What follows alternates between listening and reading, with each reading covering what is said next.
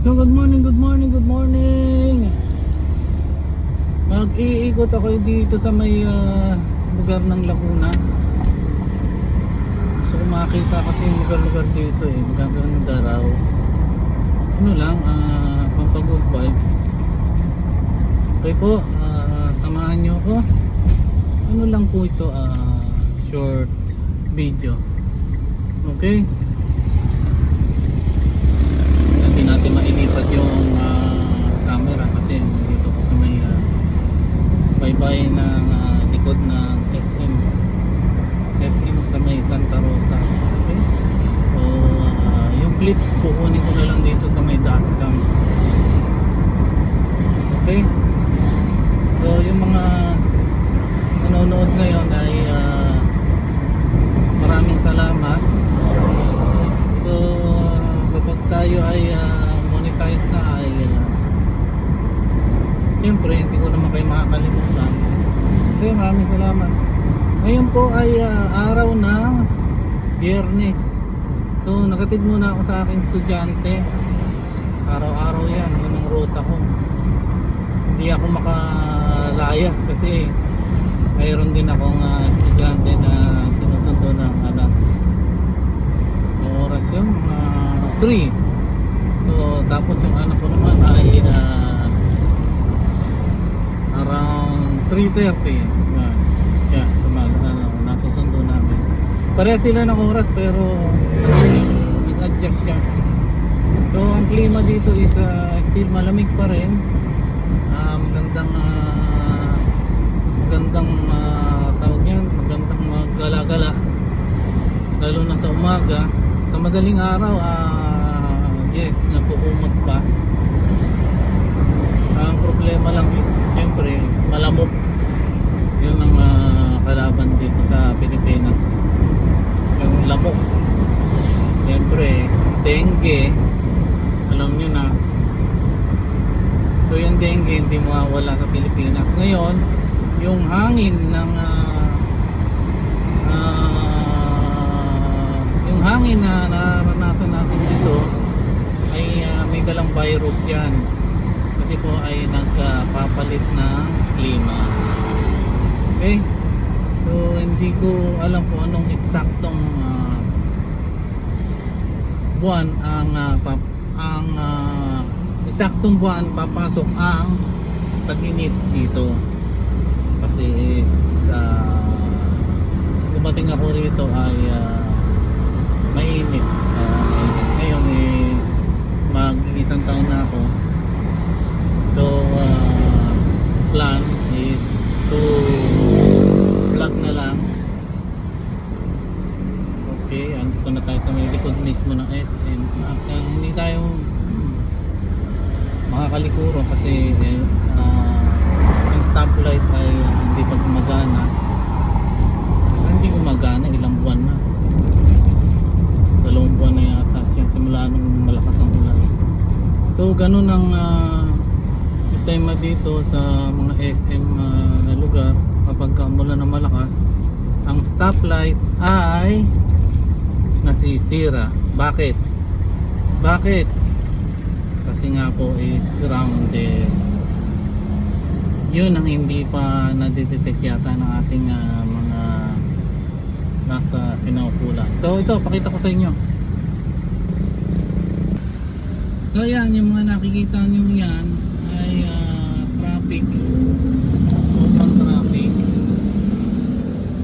kasi nasa traffic light tayo. Yan ay nandito ko sa papuntang Kabuyaw. Dito po sa may gilid ng SM, sa may tawag nito dito sa gasolinahan. Pagka nakaharap ka sa stoplight, yung papuntang kaliwa papuntang Binyan, dito sa kanan papuntang Kabuyaw, lahat na Kabuyaw, whatever, lahat na papuntang Laguna.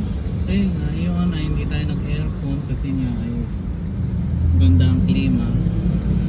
So yung klima is may dalang hangin na may dalang virus. So flu. Yan, ang aking asawa ay tinamaan ng sipon, 2 araw na. Yun nga. So matagal yung ano rito, ang stoplight. Mahigit 1 minuto. So 99 seconds. So yung 99 seconds na yun is layo na mararating mo. Araw-araw dito mayroong nagta-traffic na pulis dito. Siya yung napakasipag. Hindi ko alam kung pulis ba to or enforcer, kasi yung uniform niya is pulis. Pulis na yun. So ngayon mag-iikot ako, maghahanap ako ng tindahan ng mga bigas, gano'n, itlog, kung saan yung mga kamura. So kung naririnig nyo yung aking boses ay wala tayong microphone. So ayan, kaya medyo maingay. Okay, so let's go na. Drive na. Left turn tayo. Yan. So binabaybay ko tong kahabaan ng SM papuntang Binyan. So marami nagka-counter flow. Nakikita nyo mga motor po ang laging may aksidente rito. Yan po. So yan, yung SM na po ay nasa kaliwa. SM po yan. Hindi natin ma-turn yung camera kasi nagda-drive tayo. Focus lang sa drive.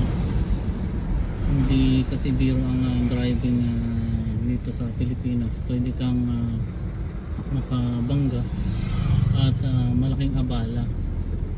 At siyempre pambayad, ang isang gawaan kasi rito is 3 to 4,000 peso. Yung kahit maliit na scratch lang sasakyan mo kung nadali ka. So ngayon depende sa gagawa. Kung malaki yung damage, like isang dangkal, presyon ko pa niya ng medyo mataas. Yun. So meron ding mga mababait na binibigyan ng discount, bibigay ng discount. Ayan, dito sa may crossing ng SM dito, yung mga jeepney driver ko ay doon pumaparada sa may mismong stoplight. Mismong stoplight sila. May nakalagay pa doon ng loading at saka unloading. Ang tanong, bakit doon nila nilagay yung loading at saka unloading na padaanin natin po ni bike kasi kawawa naman po siya. Matagal siya traffic. Ayun, dapat hindi po loading tsaka unloading nilalagay doon dahil nakaka-traffic. So yung mga naglagay niya na ating mga sa pinaukulan, dapat po ilipat nyo. Okay, lipat po lang, lipat lang po. Okay, nandito na tayo sa malapit sa may Robinson Santa Rosa area. So ang daloy ng trapiko ay maayos naman at hindi siya crowded. Ang usad ay maayos na maayos. So hindi po tayo sa kanan, punta tayo sa kanan. Dito yung papuntang munisipyo ng Santa Rosa. After ng itong gasoline Caltex ba yan? So yan, may minto, hindi siya kumatabi ng maayos kasi nasa gitna.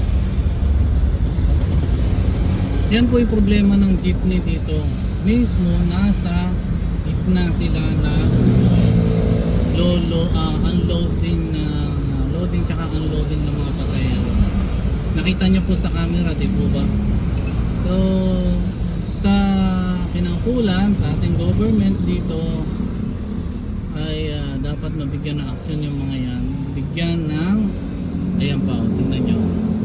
Tingnan nyo yan. Teka, na tayo dito.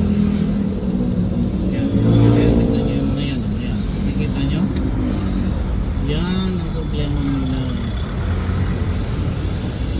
Yan ang problema pala dito. Ayan, wala sila sa ayos mag parking. Ayan na po, malapit na po yan sa stoplight, nakago.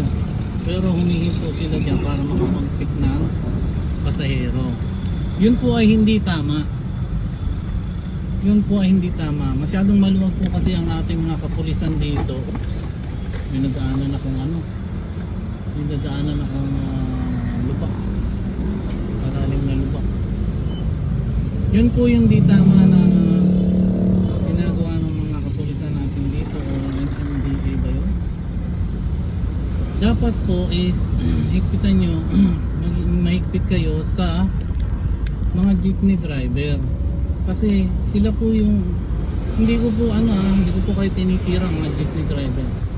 Kayo po kasi yung nakakabala sa daanan kapag nagbababa kayo ng sasakyan at nagbababa ng pasahero at nagpipick up. Okay po, sana po ay tumabi para po yung dadaan na kasunod ko is makadaan na maayos at walang traffic. Tingnan natin to. Ayan, di ba? Nasa gitna. Kuya, tabi!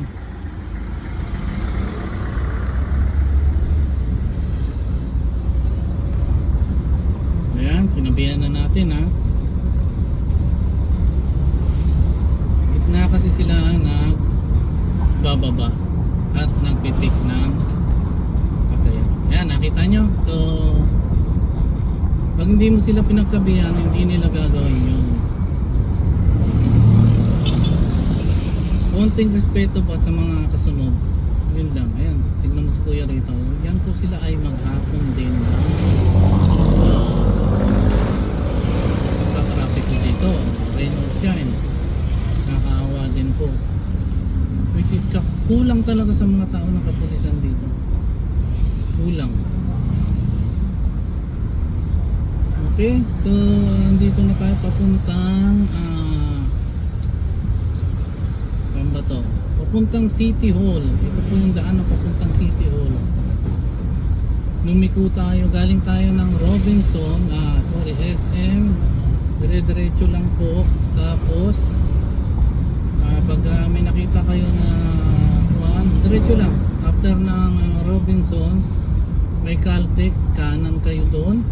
Pasok kayo, dire-diretso. Makikita nyo na yung daan na yun. Dire-diretso lang. Minsan po ay matraffic dito sa lugar na to eh.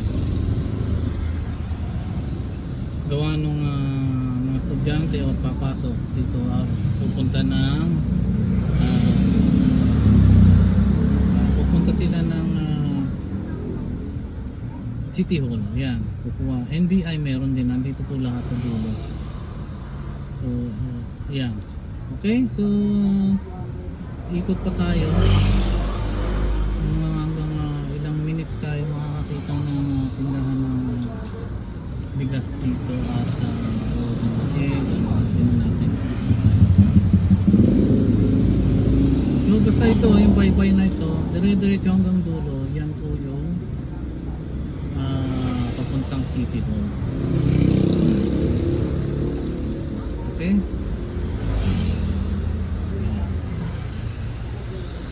So traffic po kaya close muna natin.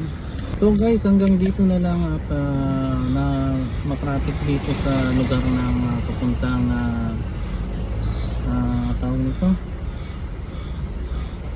munisipyo ng Santa Rosa. So basta itong lugar na to, sinabi ko na sa inyo, ay baybayin nyo lang. Makikita nyo yung maingay yung motor. Makikita ninyo yung lugar ng munisipyo. Okay? So hanggang dito na lang. Maraming salamat at magandang araw o gabi. subscribe po kung kayo po ay sinipag or kung kayo po ay nasiyan sa akin dito. Thank you.